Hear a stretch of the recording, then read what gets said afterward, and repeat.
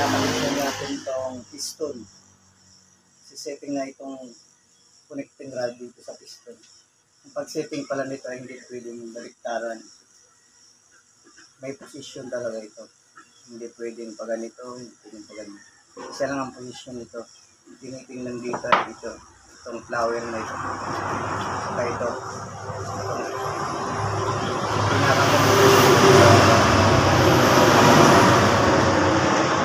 Kanya kung posture siya. So, kailangan ito, may position ito. Hindi ko pwede ito doon sa kabila. So, ang tamang position ito, dito. Yan. Yan ang tamang position. Dito sa parte, sa right side. So, ikakabit na natin ito.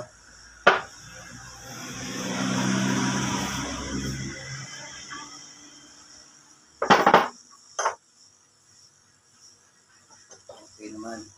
Yes.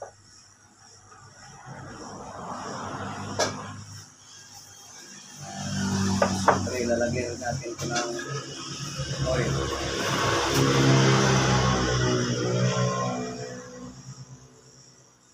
Synthetic oil na kulay green.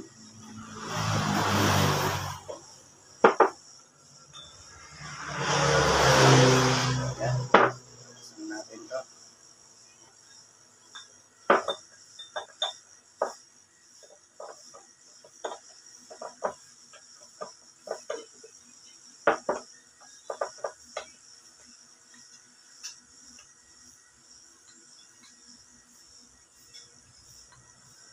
So, pasok na.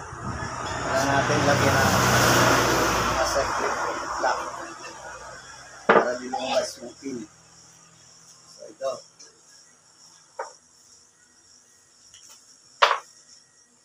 Nag-iisa ito bawat piston, 2 piraso.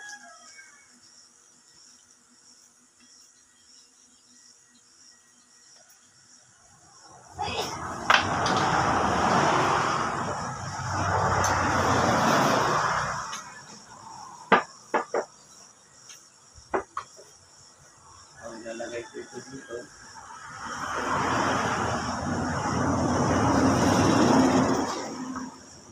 Tapos gagamitan natin ng long nose na circuit plier.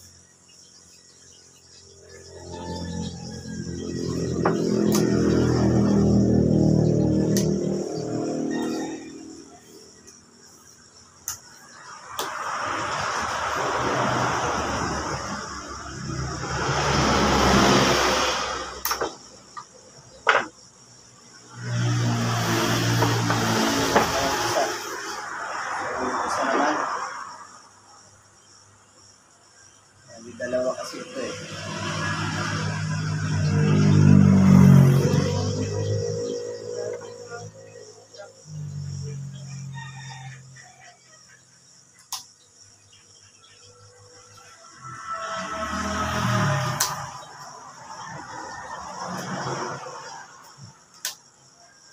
Madulas lang. Bago kasi.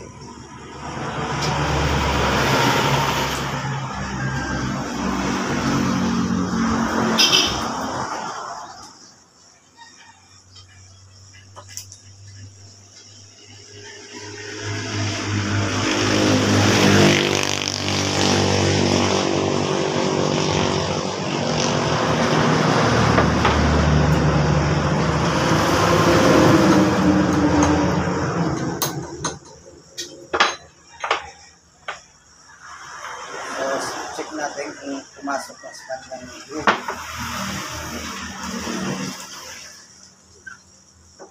Okay. Once na pipihit na yung circuit,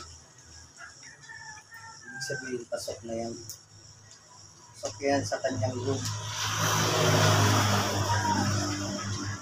So, pipihit natin ito.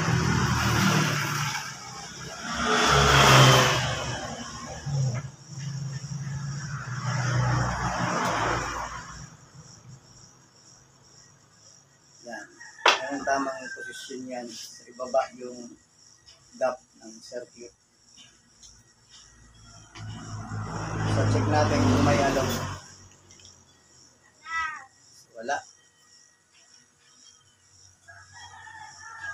Ambot, suabe.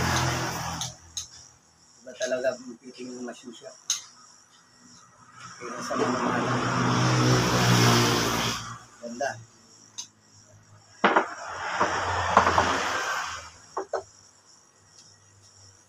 So next is talagay natin yung bearing. Yung kanyang connecting rod bearing.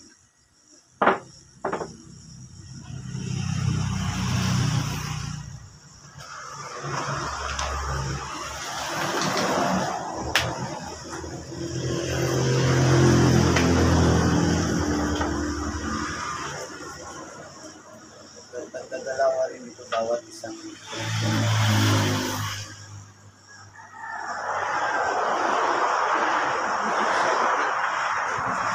tayo dito sa iba.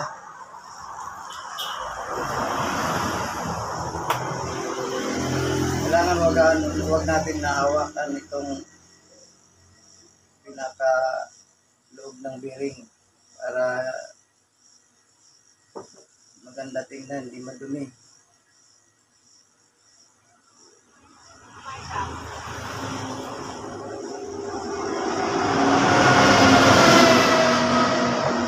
Yan lang naman kasi yung paglagay niya.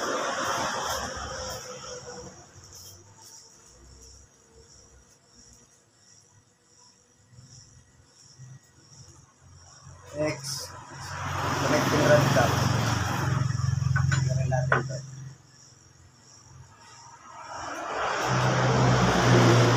Release na ito eh. Final wash ko na ito.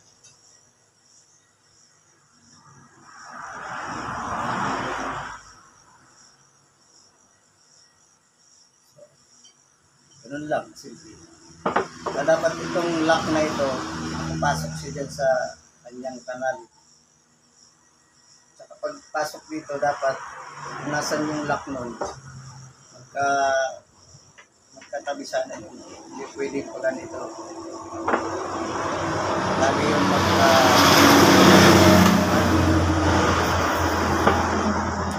na tayo ng dalawang nal.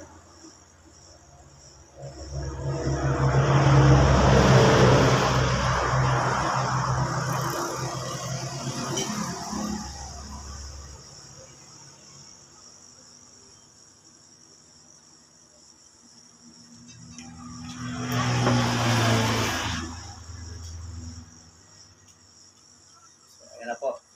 Finish na tayo. So, next na lang ay yung piston ring. Alright.